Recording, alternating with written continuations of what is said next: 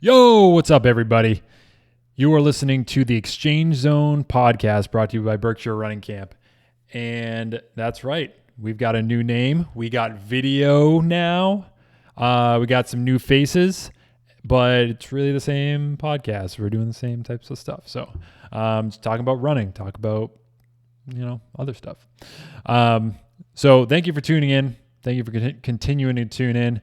For everyone out there that was supposed to go to Berkshire Running Camp this year, it stinks that I got canceled, but I hope you are enjoying the Instagram and all the virtual content that's being posted right now by Berkshire Running Camp, by its amazing staff. A lot of cool people posting some cool stuff. So this week we had a very special guest. He was a 6th place finisher in the 2016 Rio 5K, Scottish record holder in the 3K and the 5K, his 3K being 7:37 and his 5K being 13:09. And he runs for Team Great Britain. He is none other than Andy Butchart. And I feel like I got like a Scottish flair in there with pronouncing his name. But Andy Butchart, awesome dude. I think you guys are going to love this discussion. Pat Cunningham and I had an awesome time talking to Andy. And it was really nice for him to come and sit down with us. Without further ado, let's get right to it. Take care, everybody. Enjoy your week. Andy. Hello. How you doing? I'm waiting for you to come in. I don't know if your video's on or what. I can hear you, though. Let me try. Okay. Do you want video? There we go. Video's good. How's it going, Andy? What's up, man? How's it going? I'll turn you that way. That's better. Cool. Hey, chilling. Yeah. How are you? Hey, doing well. It's good to meet you, man. Yeah, chilling. Cool. Where are you calling from right now? You in Scotland? No, I'm in France. You're in France. Oh, cool. Oh, nice. Yeah. I'll show you my little view right now. I'm up in the mountains. Wait to see this. I don't know how good the video is. Wait. Ready? 3, 2, 1. Oh. Wow, man. Jeez. Oh my God. That's unreal. Oh, man. Yeah, lucky guy. Yeah. How long have you been there for? This is me coming up to week 4. All right. So, 4 weeks. Just getting some altitude training in? Yeah. Yeah, nice. So you're the first non-camp staff member to be in this discussion. So we're really thankful you can hop on because I think it's pretty cool. Easy. So we were told we got an hour with you. Yeah. So we'll try to stick to that. But other than that, do you have any questions for us? No, who's the better runner? Oh, definitely Pat, for sure. 100%. Okay. Depends what event. Depends what event, I guess. Yeah. I might have you in steeple. Ryan would drop me in a steeplechase, hands down. But you drop me in pretty much everything else. So you showed us your scenery there. How's the training been going? Yeah. It's been good. Yeah, it's so nice just to get, like, obviously with this year being such a odd year, it was nice to get out of the UK and hit an altitude camp for a few weeks just for some normality, not even for like trying to get really fit. It was just for some sort of normal life. I mean, the rules are very different out here than they are in the UK. So literally after 2 days of being here, I was like, oh, I'm so happy I'm here. Yeah. But yeah, it's been really good. Yeah, that's awesome. Yeah. Yeah, go ahead, Pat. Quick question without getting too into the weeds. What are kind of like the what's kind of life like in regards to quarantine rules, like out in the UK and then like France and whatnot? We only have so in the UK it was pretty strict. I mean, it wasn't strict as some other countries, but it was lockdown. You weren't allowed out the house really. You only allowed out the house for once a day, and it was to go shopping or essential shops. They would ask you to do like a large grocery shop, so that you didn't have to go there all the time. There was no face mask, there was no coverings, and over weeks it just got less and less and less until they said like now it is, you can go as much as you want. Try and keep into, like, we call them bubbles, so you kind of keep yourself within like six to 8 people, and then that's the only people you see. But they've been pretty strict and they've been pretty good. Our numbers like aren't ridiculously bad. I'm not like I just do what I'm told. Right. We weren't allowed to go on track. We weren't allowed to go on the tracks. Gyms were all closed. Everything was shut. All the restaurants, no takeaways, nothing. So it was, even though there was like rules of lockdown, you had to lock down. There was nothing else you could do. Nothing was open. So you were either going out for a walk with the dog or going out for a run, or you were in the house. Like everything was shut. All the businesses were closed. The government were really good with keeping businesses afloat. I think they kind of opened a pot of money and then threw money to businesses just so they didn't go bust. Yeah. So I guess it was really nice of them. And same with employees that couldn't go to work because obviously all the places were shut. They would just pay the wages of all the staff. So I think our government's probably going to be quite poor in a few years' time. But apart from that, I think I think we've done okay. I think we've done pretty good. Yeah. And then in France, now coming to France, everything's really open. Like social distancing isn't really as much a thing. It's face masks pretty much everywhere you go inside, but outside you're fine. Mm-hmm. All the tracks are open. Everything's opened up, so it feels like a normal way of life apart from face masks. But I'm used to it already. Yeah. I think where we are in Massachusetts, it seems a little more like France. It sounds like UK is really strict. But yeah, here life's pretty normal except for the masks, man. Cool. Dude, what's the city you're at right now? Yeah. Or town? It's a small town. Yeah, like it's a small ski village. So I'm trying to think what it's probably. I've been to Crested Butte before. It's probably similar size to Crested Butte up in Colorado. It's a really small little town. Tiny town. Okay. Yeah. Cool. Nice. So you've had like a pretty wild year. I saw you had a Achilles surgery. So little setback. Yeah. When did that happen? I was in Ethiopia training, and I was just doing a training session, and like my Achilles just really started to hurt. Couldn't really walk, and then we didn't really know what it was. There wasn't really much research into it. My Achilles, the scan looked good, and I had this like bursa. It's like a bursa blew up in my heel. Yeah. But I could have not had surgery. But we looked at the time, Italy had gone into lockdown and China was in lockdown, and we just knew that like we just thought the Olympics were going to get cancelled. That was probably like end of February.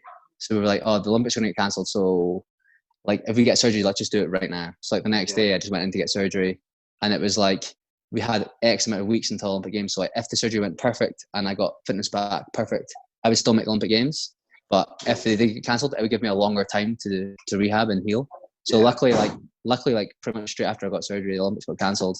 And it was like, oh, made the right decision because I don't know, like, but in the UK, as soon as we went into lockdown, all surgeries closed. So I wouldn't have been able to get surgery until around about now. Like if you wanted to get surgery, it'd been a long wait. So it was a good call by me and the doctors not to go ahead with it. But it's been so weird. The year's been so weird. It's been a shame because obviously I haven't been training, and now finally I'm able to do some decent mileage, and it's so nice to be back. Yeah, man. I can't even what a wild time.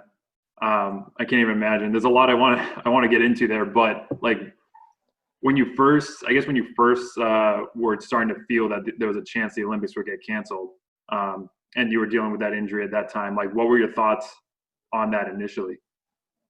Weirdly, it was like we spoke with my team every week, and I said like I need at least 8 weeks at altitude and at least 4 weeks before altitude, maybe less. So I said 10 weeks, and I reckon I can get myself into like an Olympic medal shape. So we used that rule before it. We said like this is the date that you have to be doing this certain mileage so that you can progress. And then when the Olympics got cancelled, it was like, hey, let's just take the foot off the gas a little bit here because we don't need to rush. We don't need to press. Like, it doesn't look like there's going to be any races going ahead. And I mean, even now, if you think about it, like my Olympic prep starts on the 1st of October for next year.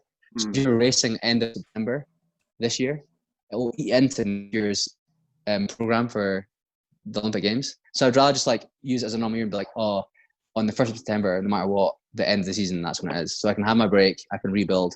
So it's just been an odd year, like with races coming in so late, and it's trying not to think, oh, I should be racing because there's races. I should be thinking, I need to chill out because the Olympics are next year. Yeah. Yeah, that's wild. What was the date of the surgery? The date of the surgery was around it'll have been early March. It'll be like early March, 3rd of March, something like that. Okay. All right. So I mean, not to say that any type of quarantine's good, but I mean, it kind of, at least, you're gonna be stuck in the house anyway. So at least you have Yeah, like. but the only bad thing with the quarantine was, though, I wasn't allowed any physiotherapy. Oh, okay. Yeah. Yeah. Right. So the normal rehab situation was I was going to be in so when I had a previous surgery, I had 6 weeks straight, 24/7, living in like a rehab place, and like that was the plan.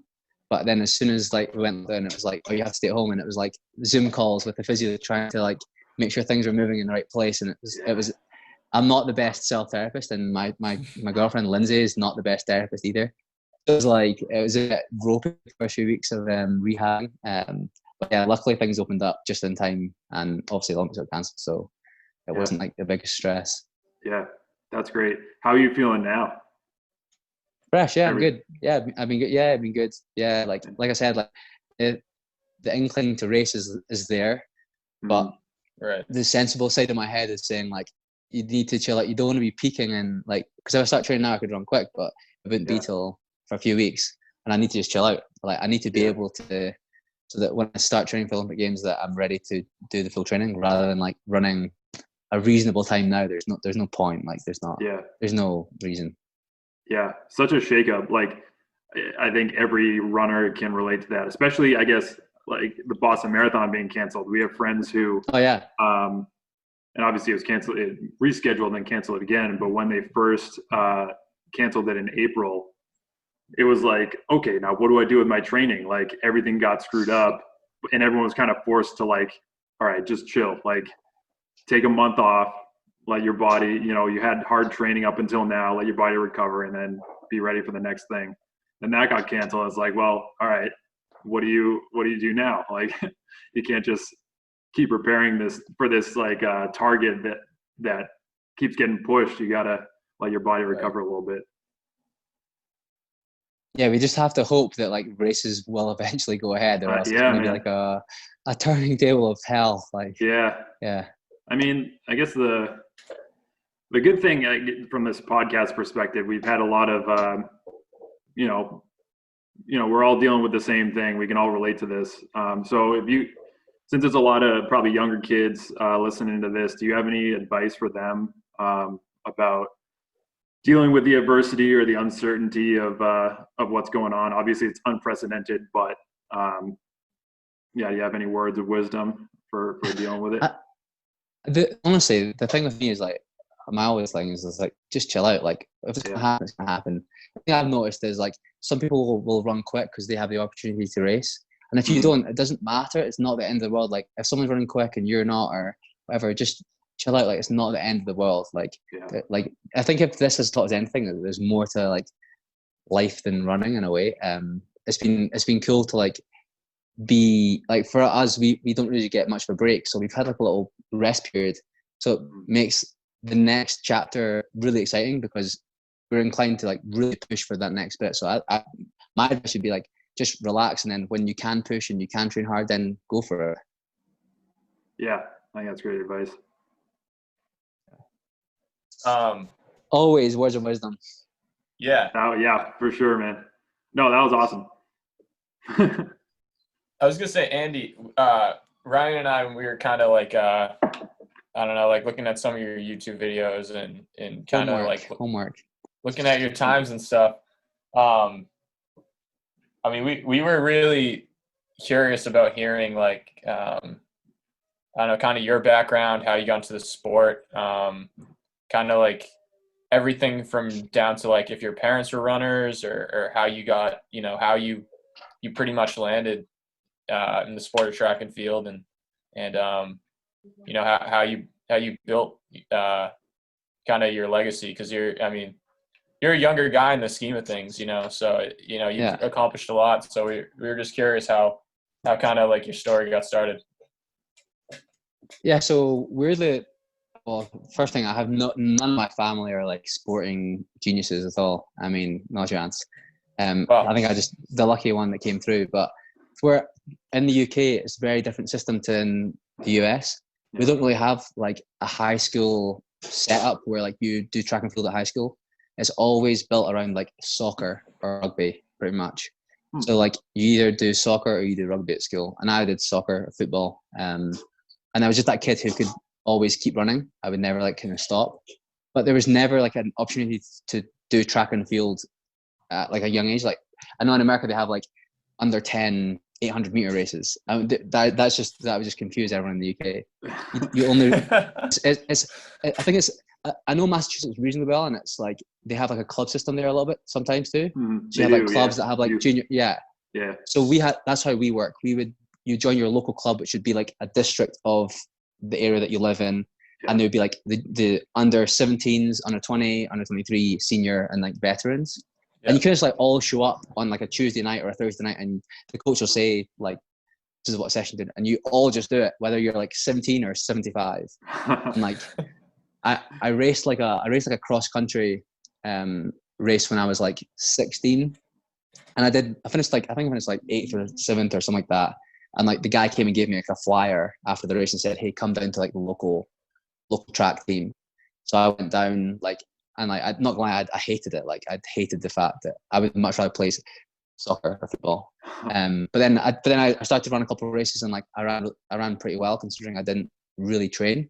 I would go down, and like I get a lot of kids say like, "Oh, what was your mileage when you're like 15?" And honestly, I was 15, maybe 20 miles. Like, I literally just did the training session twice a week, and that was it. But I wasn't like not doing mileage because I was doing so much other sports. I was also building a base. I just wasn't logging what I was doing. Right.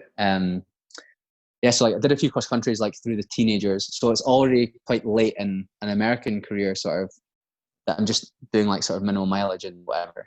And then when I turned like early 20s, you kind of get opportunities to like race out of the UK. Maybe like you go to Ireland or you do a race in Belgium, and you got to travel a bit, and you think, "Oh, this is pretty cool." So you train a little bit more, and I kept training. And like, I started to fall in love with the sport probably when I was like 22, 23. And then when I was 24, I signed with New Balance, and I was like, "Oh crap, I was still like training hard, but I wasn't like bursting my butt off like every single day, like focused. I was still doing like stupid things like going out with my mates, and I was still going out clubbing or whatever. And then when I turned 24, like I really pushed that year. I thought, I'm going to run really well. I'm going to like plan. So I went to Flagstaff, did like 8 weeks training camp there. Just I linked in with like a few American, David Torrance, sadly he's gone now. David Torrance, Will Lear, and Nick Willis were just there, and they kind of like took me under their shoulder. And yeah, weirdly that year, like I swear, like I didn't do much. I just trained really hard, and then I ended up in Olympic Games and finishing 6th. And then after that, honestly, that's how easy it is to talk about it. It wasn't like I won't say like it wasn't a massive grind. I obviously worked very hard, but like it just came really quickly. From putting in hard work for a period, I achieved really amazing things in a year that even looking back, realized what I did. But that was it. Yeah. Wow.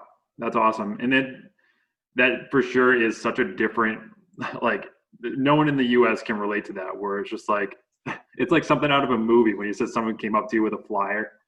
It was like, "Hey, have you considered this opportunity?" So yeah, that's really cool, man. But I'm interested in what you said about how easily it came to you, because I feel like sometimes like the best, our best successes are the ones where we're like, "How did that even happen?" It's like so natural that. I don't know, when you're in those moments when you're beating your head against the wall and wondering how do you get better? Those are the times when maybe you can, second guess yourself or whatever. But for you, it seemed pretty natural to go, from one step to the other. Yeah. So like I said, with my old training group, when you were in your club, you do in Massachusetts, we had some good runners in it. There was a guy who had run 3:38 for 1,500 meters, and the way it would work is every training session would kind of be like a bit of a race. So like if you had 8 reps, like it would be winning a rep sort of thing. So like when you're younger, obviously you're at the back, and the goal was to be at the front. Yeah. So that's what it was. It was just like trying to be up there with the best guys, and then you just try and train, and just every other day you'd put a bit more effort in. and you just creep up and up and up and up, and before you know it, you're at the top of the front, and you're like, oh my god, like, I'm at the front, and then it's like having to stay up there. So it wasn't necessarily to do with like competitions that I was doing really well at. I didn't realize I was running well at competitions because all I cared about was running well at training. And the competitions became really easy because training became really, really difficult because I was just trying to become the best at training. So like I was training against men but racing against boys kind of thing. Right. Yeah. So I was like, the races became easier, but like I wasn't winning races all the time. Like I was getting beat up when I was like 18, 19, 20, 21. Like I don't even know like what I won. I didn't win anything, I don't think. I think it came like that. Like I'm sure my progression, like hear me out, I don't know if you've researched it, but I'm pretty sure my progression goes like 5K, 14:11, 13:58, 13:29, 13:08 in 4 years. Yeah, not like that's and that like so like it was. That's how quick it was. It was like I'd run a race and I'd run a PR, and then you're like, oh my god, that was class. And the next one I'd run another huge PR, and I'm like, oh my god, this is amazing. Now I can push for this. Oh my god, and another massive PR. Like it was just I got in the right races at the right time and ran well, and that was it. Like my not motto or thing, but like my old coach would always say like, if you're going to take part in a race, then make sure you take part in a race. Don't like sit at the back or whatever. Like really try and like, go for it. So it didn't matter whether it was like your club championships at the local track or whether it was the Olympic Games final. It didn't matter. It was the same thing. Just be involved in the race. And then obviously, like if you get in a better race, you're going to run a quicker time. So like it was always about just like trying to like do something in a race, and that's where I became good. Yeah, that's awesome. It's nice having a good training group to motivate you. Yeah, exactly. I mean, that's the thing. Like your training camps that you do with the kids, like I'm sure, like if one of them comes away with something learning off from one of the boys or one of you guys, then like that's what matters. That's what we're here to do. We're here to teach, and we're here to like give the future something to look forward to. And I'm sure there's a kid who's listening to this or whatever that will run a bit faster at the next training session, and that might be what it takes to become the next Olympian or Olympic champion. Yeah, 100%. Totally agree.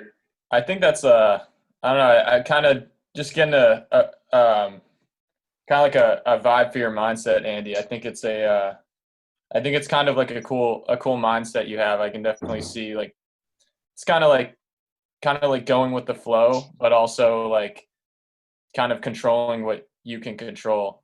I know like I've been watching the Last Dance documentary on Netflix, the one on the '98 Bulls, and one of the coolest things they said about MJ in it was that like he was always in the moment, and it was like something about MJ was, he said, why would I worry about missing a shot I haven't taken yet?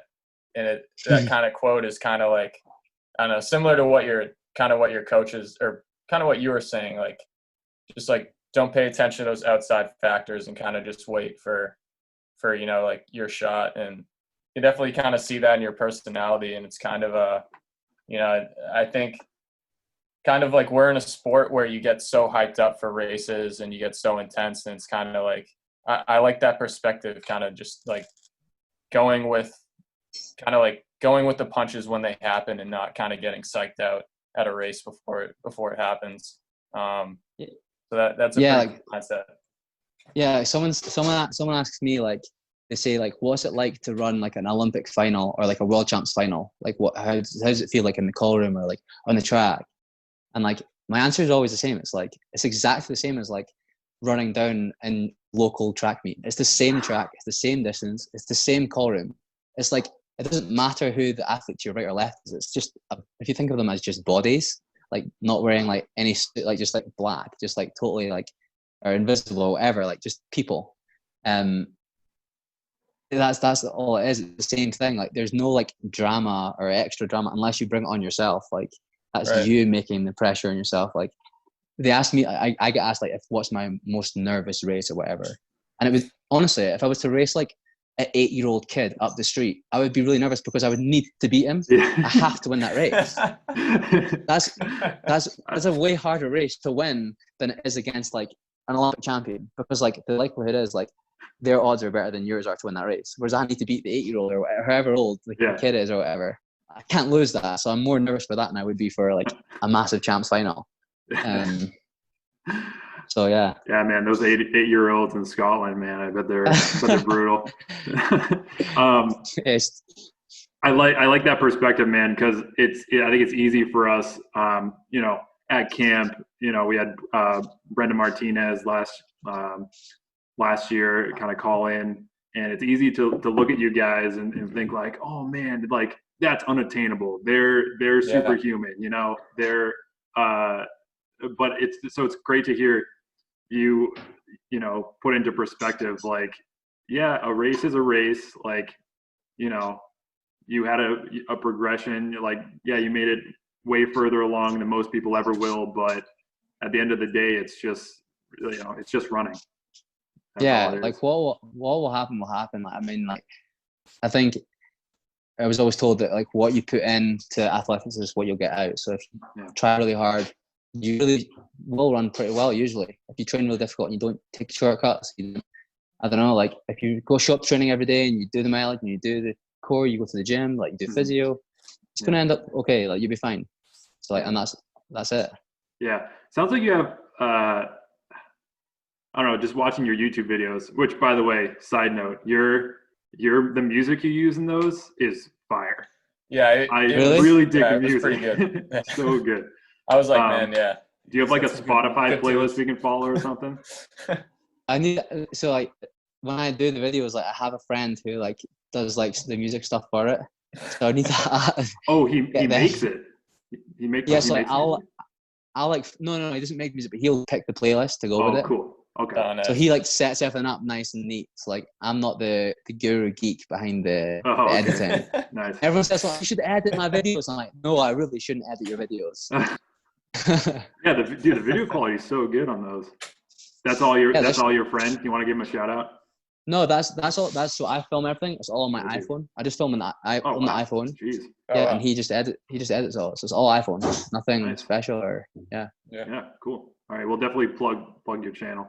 But anyway, so what I was gonna say is, it seems like even in the, you know, saw your rehab video, which I'm definitely gonna pull stuff from because I'm injury prone. Like every step of the way, your surgery, like you seem to like enjoy the process. I don't know if I'm reading too much into it. Like even the rehab, you can tell obviously you want to be running like we're pretty consistently and like training hard, but each step of the way, it seems you're able to find at least a little bit of joy in the process of getting back to your top form. Is that a fair analysis? Yeah. Like I'm trying to think. Like I would hate to use Lance Armstrong as someone to like aspire. Like, but he like would say like beating the cancer was like winning a race and stuff like that. And it's kind of like the same thing with the rehab. Like if you fail, then that's you failed. That's you done. You finished.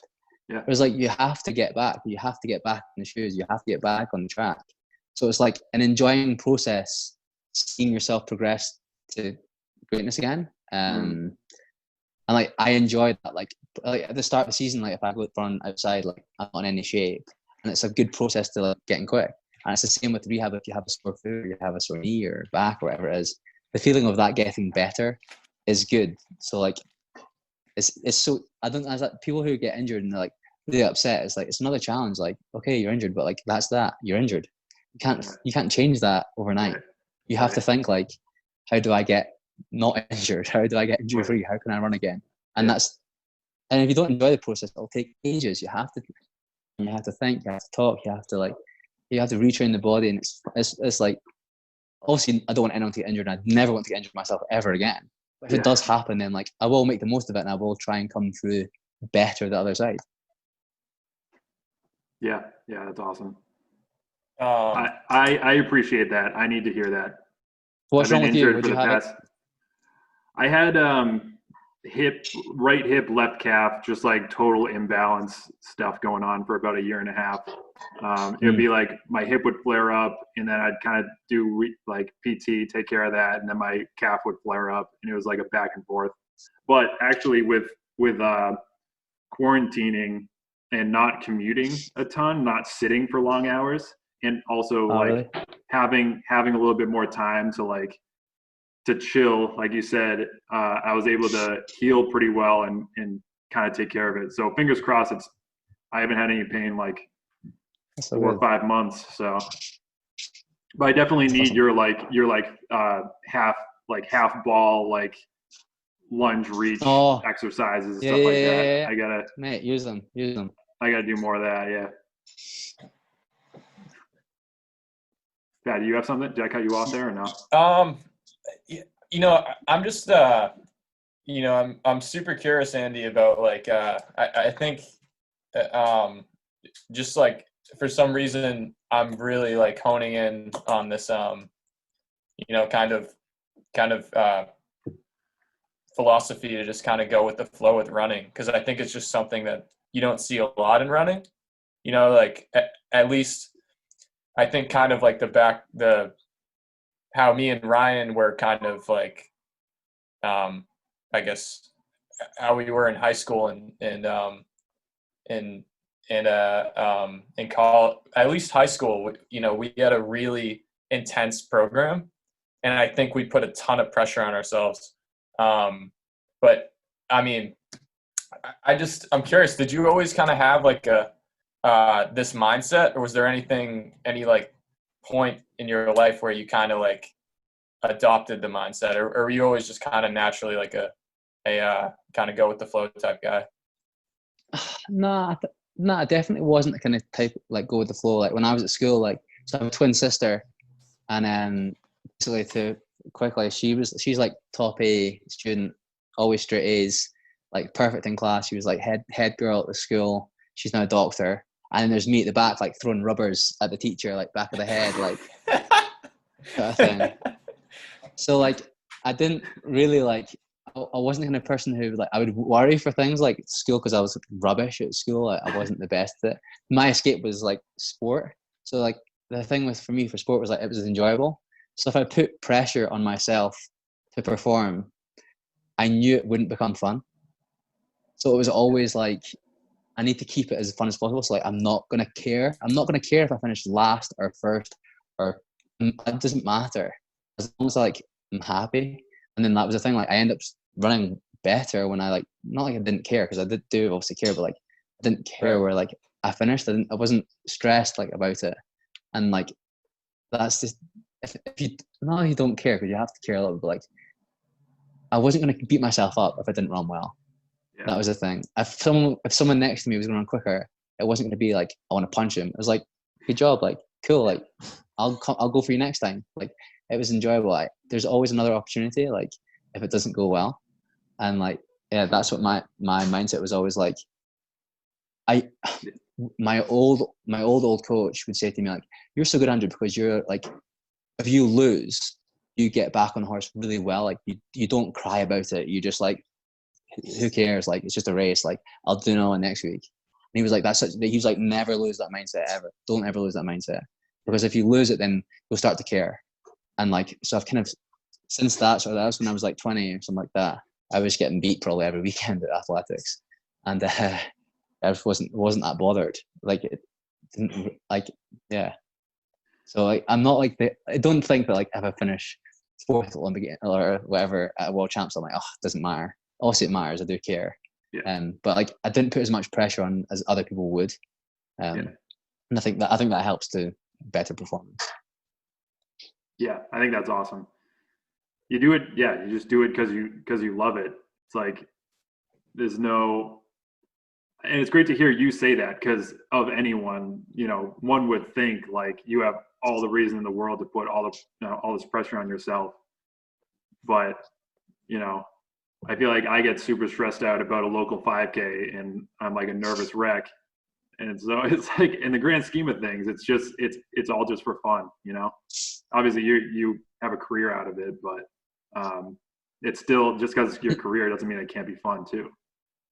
Yeah, like I don't like you always have to think like the reason that I do athletics isn't because I want to get shoes off New Balance or I want to get paid or I want to win Olympic Games. I did it because like some guy gave me a flyer and I wanted to go and I found it fun and that was it. Like if I keep thinking it like that, then that's enjoyable. I'm sure that's the same as like the Last Dance. Michael Jordan's like, we used to just play it in the street, and that's the same thing in the court. Like, it's fun.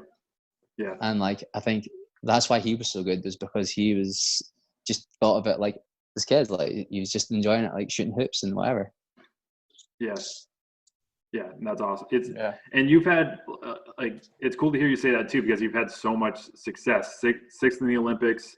You're the, Pat and I want to ask you about this. You're the fastest Scot to ever run the 3K and the 5K. Mm-hmm. Like, what is, when you think about that and you hear that, like, what does that mean to you? I mean, it's cool. Like, I mean, yeah, it's cool. Like, it's crazy. But I just think like I just want to run quicker. Like, I mean, Right. I'm third in the UK. So like, you have Mo Farah, and then you have a guy called David Murcroft, and then there's me. So I would really like to get faster than David Murcroft and behind Mo. If I could beat Mo at 5K, I'd be give him a good text and wind them up. But like, I think you just want to get quicker, don't you? That's the thing. But I mean, end of the day, if you can win races, you're going to run fast. So focus on winning races. Don't focus on running quick times. Yeah. Take the win always. I think that's great advice too. No, I have been lucky with my career. Like, I've done pretty cool things. It's just annoying that like the Olympics haven't happened this year. So it's like, it feels like so long ago that the last Olympics were. So like, I just want to like, and last year at Doha, I didn't run amazing well in the 5K, although I was in good shape. It was annoying that I didn't make the final. But I mean, that's just sport. I wasn't crying about it. It was more just last year. There was a month before the World Champs, so you trained for a whole month to run like a mediocre race, and then that was it. There was no more races. So like, you were in good shape, but you had to just go break and not race. That was annoying. Yeah. That's why the training's got to be fun too. That's why I'm here. France is so nice. Yeah, there's no guarantee with anything. You just got to enjoy every day you have. Yeah, exactly. Yeah. Is there any races happening in Massachusetts just now? Is there anything happening ahead? We've had a lot of virtual stuff. So I'm part of a running club with my just old college teammates. And actually on Saturday we had a there was just our team on the track, but we did a 4x4 and a DMR. So that was pretty fun. Okay. I mean, and it's just like you said, like, just, I got as excited about that as like a championship race in college, like competing and just running and racing is fun. So it's been good. Yeah, that's the thing. Getting on the track is just the main thing. Honestly, I'm hoping some races open up in America. I want to race that one. I race in Manchester, usually it's like Thanksgiving. I really hope that we're allowed to come over and race, because I like to do that one. Oh, in the U.S., in Manchester, New Hampshire, or yeah. Okay, yeah.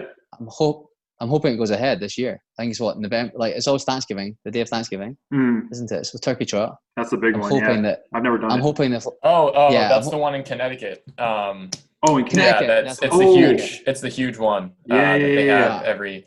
Yeah. You do that every year? So, yeah. Well, it's huge. Yeah. Hopefully, yeah. That's awesome. Well, the flights. I don't think we can fly yet to America. We're not to come. Donald Trump says no. Yeah, man. We'll leave politics out of this podcast, but yeah, I don't know if it will open up. Hopefully, it will. Yeah, it'd be nice. Yeah. That's cool. You do that race every year. How long? Wait, how many times have you done it? I think I've done it 2 or 3. I think I've 2 or 3 times. Yeah, it's a good race. I did it once. It was like 20 degrees. It was so cold. Oh man. It was chilly, and I got like a lot of abuse because I wore a singlet and vest. And then I think I was the only one to wear like a singlet and vest, and I got all these things like, oh, just because you're from Scotland, you think you're so tough. I was like, I don't know. I've only ever raced in a singlet and vest. I've never worn a t-shirt under a vest, so I didn't want to do it. Like, I was cold. Like, I was freezing cold. Yeah. Like, I wasn't tough. I was cold. I just ran in a singlet. Just suffering through that. Yeah. Do you does it get that cold in Scotland or are you just not doing? Are you not doing like races like that in those months? It's different. I think in America, I feel like it's like like that area is like dry cold. It's like really like it's like the air is like thin, whereas in the UK it's like kind of thick. If it's going to get that cold, it's like snow or like it's not. It's never like that cold. Yeah. Like that was chilly. Yeah. That was chilly. Yeah. Geez, what made you come over to do that race?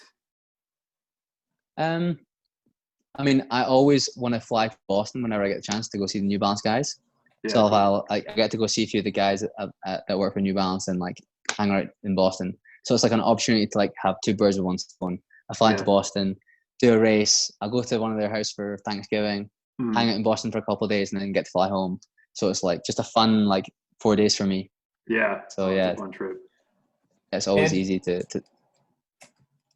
Andy, there's this. I was actually I work at a running store, and we had like a couple slow hours, and I was behind the desk reading this article on this race they have in Northern Ireland, and like I wonder if you've ever done it. It's it was wild, like just reading about it. It's in Northern Ireland. It's in like February. They have it at it's like at nighttime, and it's just in like it's usually like 20 degrees out. But the qualifying is like you just have to break 16, and they have 5K. It's called the Armagh. Armagh. Yeah, Armagh? I was hoping you would know, so I wouldn't like butcher the pronunciation. No, yeah. Have Armagh you ever 5K. done that or? No, it sounds super fun. It's so like basically what I know about that race is like it's like laps. So you run like 3 laps of this course. Yeah. Anyway, like everybody runs like ridiculously quick, like crazy fast times. So like if you haven't ran it, you call it like the 4.9K Armagh, like just because they say it's short. Yeah. All the athletes go there, they run really quick, and they'll say like, "Oh, I'm in this shape," and then they go in the track and they run like 30 seconds slower. So okay. If I was gonna go there, I would be like, I'm gonna try to run the world record. If I can go there this year, I'll be like, I'll try to run the British record or the world record or something. Because I reckon you could run like 13:15 there, probably 13:10. Who knows? Like if some guys are running like 13:30. But yeah, it's a mad race. They like, and like after it, they have like a big party. Everyone goes out. Like it's meant to be fun. Like a few of the boys have done it before, and they said it was really, really good. So it's also on the to-do list. Definitely, you should come over. Yeah, no, I was thinking about it. They said they'd fly like they just want people to run it. So like if you qualify, they just fly you out. Like they said it's that. Yeah. Like even someone like me who's not like a pro or anything, like they said they'd be like, that's cool. You just have to break 16? They have they're like kind of the claim to fame of the race is like they have like over 100 guys break 15 just like in the race. Like they're just like, hey, like come here, run your 5K PR. That's all we care about. And like it's like it looks like a mosh pit like the first like 200 meters, but I think it would be fun. Yeah, have you ever seen like the Spanish, like they run the bulls through the streets? The bulls go and like it's kind of like that, only the bulls are humans and they just tear through the streets, like knocking everything out of the way to run quick. Like it looks like absolute chaos. Yeah. It'd be fun, I'm sure. Yeah, we should go over there, Ryan. We should do it. Yeah, as soon as I can hop on a plane. Wait, yeah, what time of year is it, did you say? February, yeah. Oh, man, that is maybe. It's a mid, I think it's a Thursday night. It's like Thursday night midweek, like around the 20th every year. Oh, man. It's quick. That's cool. I've never been to the UK, so yeah, that sounds like a fun trip. It's a short flight as well from Boston. One flight, easy, yeah. 100%. How do you spell that? Armagh? I think it's like Armaugh, I think. Oh, okay, yeah. Yeah, Ryan, there's a really good article of it on like the Tracksmith website. They have like a journal where they cool. Just write pieces on races, and there's a really good article if you want to. Dude, send me that. I can send you, and you can post it. Yeah, I'll post you should tag them in this because they will love this content. Oh, yeah. Honestly, they'll give you VIP seats for this content up there. I'll tell you. Right? You'll be flying first class. Oh man, sick. Cool, man. I'm just curious, like on the subject of like other fun stuff, what else have you been doing with your time? Up Like, here? do you have any like non-training related stuff that you do for fun? Yeah, like I mean, well, luckily right now we've like up here. There's like no like everything's opened up. Yeah. So like we've been hitting the golf balls. Like we just been kids up here. Yeah. I swear, Oh, that's like great. yeah, we've been like acting like we're 10 years old, swimming in the lake, and yeah, my dog came out as well, so I've got my dog here. Oh, Yeah, I'm sure she's if you, sleeping. yeah, I'm sure like if you, oh, she's sleeping. If you don't show your dog, there's going to be a lot of angry people, Okay, I'll take these off a for a lot of second. angry listeners. Yeah. Let's see the dog.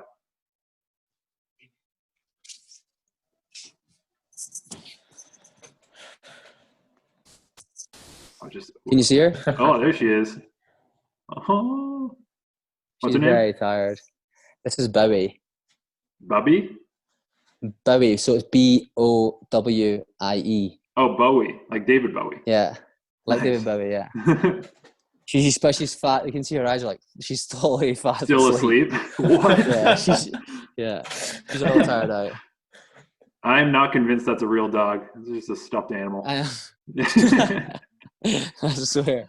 No, she's well behaved. She's a good. She's still just a puppy though, so it was a long trip for her to come out to France. My fiance drove the 3-day trip with her in the car. I think it was a long one, but Oh man, they made it. So yeah, nice. It's good. It's good you're all there. Andy, my dad's a huge golfer. That's like his favorite thing to do, and him and his buddy who he golfs with all the time, they're once kind of like things get back to normal, they're going to Scotland. Like that's they want to go over to Scotland and golf. Unbelievable. Do you have like any recommendations for like golf courses or anything? mate, loads. Talent. DM me, slide in the DMs, get them to DM me, and I'll send them a few things to go do. Honestly, Okay. like the big golf courses aren't necessarily the good ones. So like, they have like the big showstoppers, which is Gleneagles and St Andrews, Turnberry, a couple of them. But there's small little golf courses like along the way, up the coast and by the sea and stuff like that. And it's like $10 to go and play, and it's like unbelievably nice. But the main thing is bring a rain jacket because it's probably going to rain. Yeah. Make sure they bring a big coat. But no, there's honestly Scotland golf is so good. It's so hard. It's difficult now. I'm from like my dad's a big golfer, and like because it takes 4 hours to do around the golf, like I don't really have time when I'm at home to do it. So like when I go home, I'll probably play like once or twice a year. But like when I do go home, like I miss it. Like when I'm like 65 years old, not running anymore. I'll be on the golf course like probably 4 times a week for sure, because the golf courses in Scotland are sublime. Yeah, that's what I've heard. Have you golfed at all in the US? Up in Flagstaff, yeah. Flagstaff, we played.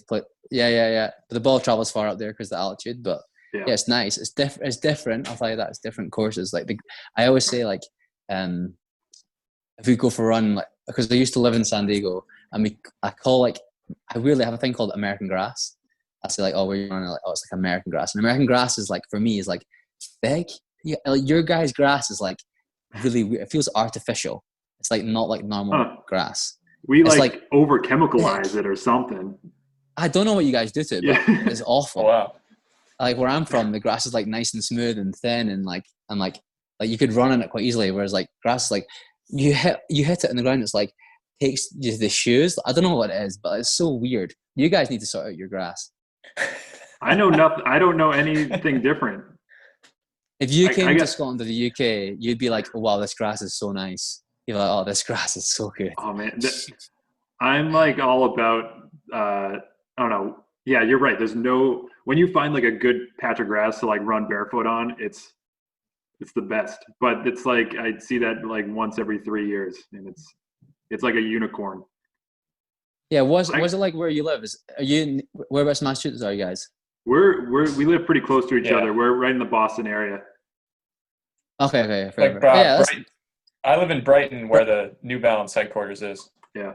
Oh, yeah. I know. I call that Boston. So when I stay there, we always stay at the reservoir at the res. Oh, cool. BC Res? Yeah. Yeah. Oh, okay, cool. That's a cool that's spot. where I run like every other day. Like a mile Yeah, away see, from like there. there's a really good. I know that we're going off topic, but there's a really good restaurant there called Barcelona. Have you been there? Yeah. Ooh, I mean, no. I haven't Oh. been there, but I've heard of it. Oh, mate, get it booked. If you know you can go there, oh, so good. Oh, I've heard it's like it's the date spot if you live in Brighton. oh, is it? It's like well. I heard get it's great. Yeah. Yeah, get on Tinder and then get Yeah. the date sorted. Yeah, way After ahead this of you. podcast, they're gonna get flooded after this podcast. All this publicity, Yeah. all these people who don't know each other meeting up. It's gonna be great. What do you get there? What's the best thing on the menu? I'm pretty sure we did like this. Oh man, Lynn's not here, but there was this like these starters. They have like chorizo and they have like these chorizo bits. It's unreal, and they have like these like garlic prawns and like they have this lamb. It's like I don't know what they do to the hood, but it tastes unreal. We just get like it's like tapas, like it's this massive spread of food, and like it's just unreal. The bread there is so nice. It's like I feel like I'm not gonna hate on America too much, but like a lot of American food can be like pretty poor, but that feels like European. So it's like it feels nice. It's like nice food. Like it's not like greasy or dirty or like it's a good spot. Cool. Andy, I take no offense. I take no offense to that. By the way, you're right. Have you been to JP when you were in Boston? Jamaica Plain? Yeah. Yeah. So they have a couple of the guys I run with live over there, and I've gone. They actually have like a pretty good Scottish restaurant over there that they have like it's strictly. I think the guy who owns it is Scottish, and they just have like all these whiskeys and Scottish food and stuff and live music. Interesting. So you should check it out and kind of like I don't know, figure out if they're legit or not. Yeah. Well, yeah. When I'm next over, I'll text you guys, and then It's called the Haven. Yeah. The Haven. Okay. Yeah. That's a Scottish name. It's Scottish. That sounds Scottish. The Haven. The name passes the test. Yeah. Name pass test. Yeah.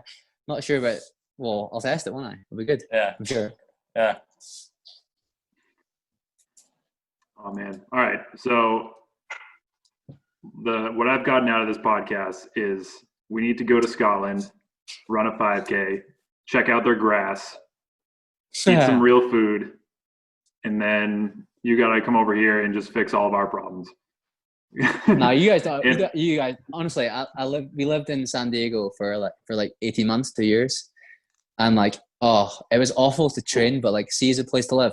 Unbelievable. Yeah. Well, San Diego, absolutely. That's the reputation it has here. It's just like the weather's always good, no matter what. Gets cloudy, but that's about it. And it's just like the best place to live. But go ahead. I used to go to Foot Locker, so we go to Foot Lockers and help out with the kids and stuff like that, and that was so good. Like, yeah, it was so much fun. But yeah, like you said, the weather is unbelievable every day, every day. Yeah, we would always get when we ran at the